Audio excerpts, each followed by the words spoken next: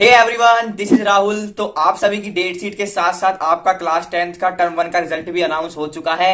उम्मीद करता हूँ आप सबने अपना रिजल्ट देख लिया होगा। नहीं देखा है तो आपके स्कूल वाले आपको बता देंगे। और टर्म 1 का रिजल्ट बहुत ही अच्छा आया है बच्चों का। जितना वो एक्सपेक्ट कर रहे थे उससे भी कई गुना ज्यादा आया है। लेकिन डेट शीट आने के बाद जब एक स्टूडेंट ने मुझे पर्सनली मैसेज करके पूछा कि भैया क्या मैं अभी से स्टार्ट करके अपने टर्म 2 में 95% स्कोर कर सकता हूं, तो मैंने भाई उसे क्लियर आंसर दिया, यस। जी हाँ दोस्तों, अगर आपका भी यही क्वेश्चन है तो आपका भी ये क्वेश्चन हकीकत में बदल सकता है अगर आप इस वीडियो को बिना स्किप करे देखते हो। तो मैं इस वीडियो के लास्ट तक आपको इतना अच्छे से समझा दूंगा, अगर आपने अभी तक कुछ भी नहीं पढ़ा है ना तो भी आप अपने टर्म 2 के एग्जाम में 95% स्कोर कर लोगे। कुछ बच्चों का कंफ्यूजन ये है कि भैया हमारे टर्म 1 में अच्छा स्कोर नहीं आया है तो हम टर्म 2 में कैसे स्कोर करेंगे। उसका सॉल्यूशन भी मैं आगे वीडियो में बताऊंगा, तो वीडियो को बिल्कुल भी स्किप मत करना, एंड तक जरूर देखना। तो सबसे पहले हम बात कर लेते हैं कि आपको करना क्या है। तो इस समय आपके लिए बहुत ही इंपॉर्टेंट चीज हो जाती है, वो इस समय है आपके लिए प्लान। अगर इस 2 महीने में अगर आप प्लान अच्छे से नहीं बनाओगे तो आप अच्छे से रिजल्ट भी नहीं पाओगे। इस समय आपको यह नहीं सोचना है कि मैंने कुछ नहीं पढ़ा है तो मैं एग्जाम में क्या करूंगा। भाई इस समय आपके पास इतना टाइम है ना कि आपने अगर फ्रेश स्टूडेंट हो ना, कुछ भी सिलेबस का कुछ नहीं आता, तो भी आप इस 2 महीने में 95% स्कोर कर लोगे। वो कैसे करोगे वो इस वीडियो में बात कर रहा हूं, तो आप इस वीडियो को अच्छे से ध्यान से फोकस होकर सुने। सबसे पहले क्या करें, आप अपना सिलेबस डाउनलोड कर लें। जी हाँ दोस्तों, अगर आपके पास सिलेबस है तो बहुत अच्छी बात है, नहीं तो डिस्क्रिप्शन में आपको मिल ही जाएगा। उसमें आप चेक करें कि आपके पास टोटल कितने चैप्टर हैं इस समय जो आपको नहीं आते हैं। अगर आपको एक भी चैप्टर नहीं आता है तो वो भी काउंट करें, तो आप सभी को ज्यादा मेहनत नहीं करनी पड़े। इसके लिए ही मैंने पहले ही आप सभी के चैप्टर काउंट कर लिए थे। मैंने सिर्फ मेन सब्जेक्ट के चैप्टर काउंट करे हैं, मैथ, साइंस और एसएसटी। ये 3 सब्जेक्ट ही आपके मेन है। इंग्लिश, हिंदी और जो आपका एडिशनल में आता है आईटी या कंप्यूटर जो भी है आपका, वो आपका मेन सब्जेक्ट में नहीं आते, वो आपके लैंग्वेज सब्जेक्ट हैं, तो उनको तो आप लास्ट के 15 दिनों में भी कर लोगे। इस वीडियो में फिलहाल बात करूंगा मैं आपके मैथ, साइंस और एसएसटी के, कि इन सब्जेक्ट को आप कैसे जल्दी से जल्दी अपना कवर करें। तो इस मैथ में जो आपके टोटल चैप्टर हैं टर्म 2 के वो है 7। साइंस में भी आपके सेम ही है, टोटल 7 चैप्टर ही आपके टर्म 2 में आने हैं। लेकिन एसएसटी में आपके बहुत ज्यादा चैप्टर नहीं है, सिर्फ 10 चैप्टर हैं। जी हाँ दोस्तों, एसएसटी ही आपकी मेन है इस समय, क्योंकि इसमें ही सबसे ज्यादा चैप्टर हैं आपके। हिस्ट्री में आपके बात करें तो 3 चैप्टर हैं, जियोग्राफी में भी 3 चैप्टर हैं, सिविक्स और इकोनॉमिक्स है उसमें 2-2 चैप्टर हैं। तो टोटल आपके 10 चैप्टर हो गए। 10 ये एसएसटी के और 7 साइंस के, 7 मैथ के। टोटल चैप्टर हो गए आपके 24। ये 24 चैप्टर आपको 2 मंथ में कवर करने हैं।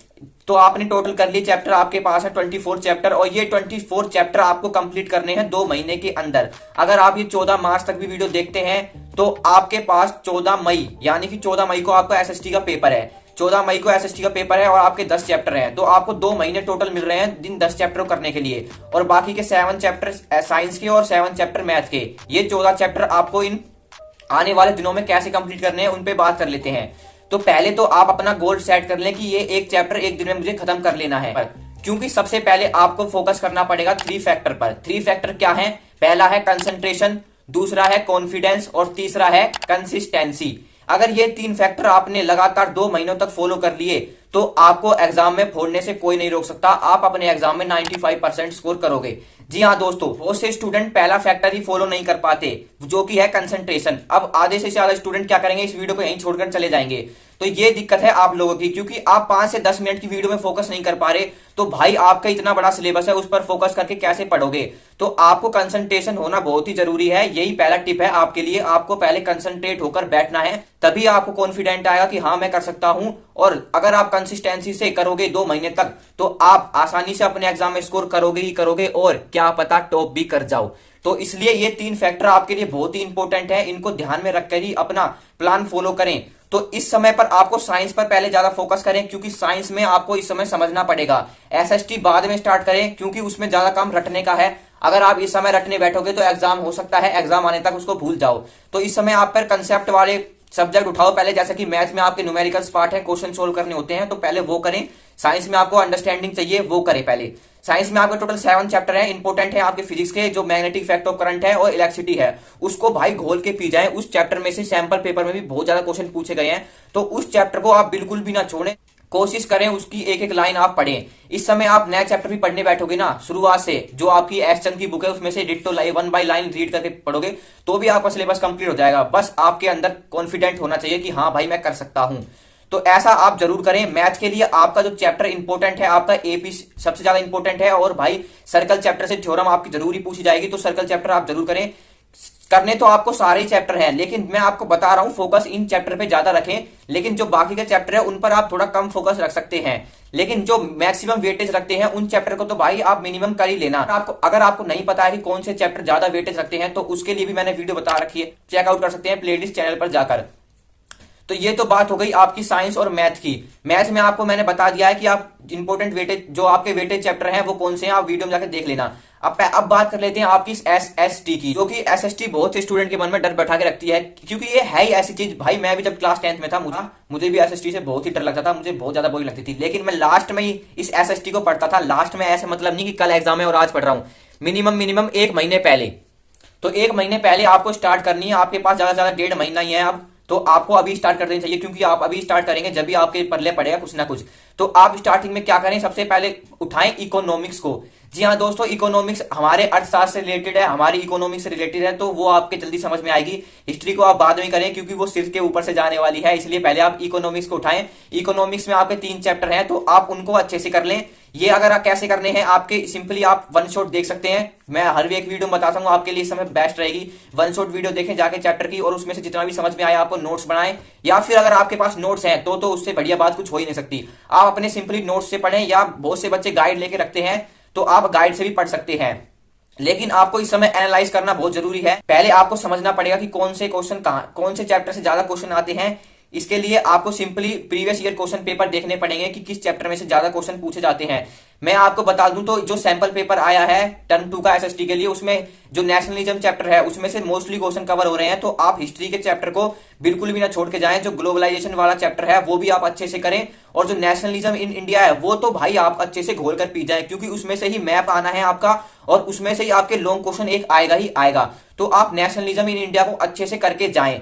ये एसएसटी का चैप्टर ऐसा चैप्टर है जो कि आपके मार्क्स 5 से 10% इंक्रीज कर सकता है। तो इस चैप्टर को आप बिल्कुल भी मिस ना करें। तो ये तो बात कर ली हमने, हिस्ट्री का चैप्टर मेन रहा आपका नेशनलिज्म इंडिया, और इकोनॉमिक्स से आपको शुरुआत करनी है। इकोनॉमिक्स के बाद आपको जाना है सिविक्स पर। सिविक्स में आपके पॉलिटिकल पार्टीज है, क्योंकि वो आपके चुनाव आजकल चल रहे हैं, तो वो मुद्दा बना हुआ है, वो आपको थोड़ा इंटरेस्ट लेके उसमें इंटरेस्ट भी आएगा।